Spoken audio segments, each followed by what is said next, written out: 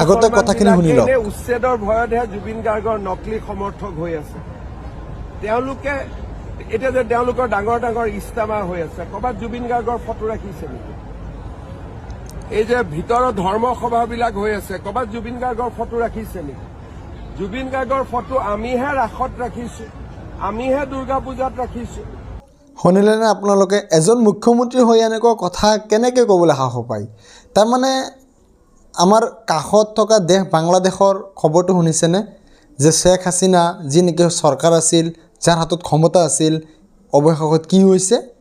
তাক মৃত্যুদণ্ড দিছে। তাৰমানে ক্ষমতাটো গোটেই জীৱন নাথাকে, পাৰ্মানেণ্ট নহয়, এদিন নে এদিন ক্ষমতাৰ পৰা বঞ্চিত হ'ব লাগিব। তেতিয়া অৱস্থা কি হ'ব সেইসমূহ কথাও চিন্তা কৰিব লাগে।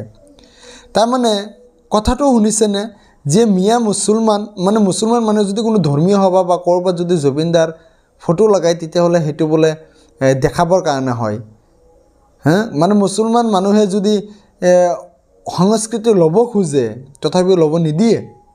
ইয়াৰ পৰা মানে দেখা যায় ৰাজনৈতিক স্বাৰ্থত এনেকৈ মানুহক হেৰেজমেণ্ট কৰাটো আপোনালোকে কি কয় কমেণ্ট কৰি জনাবচোন।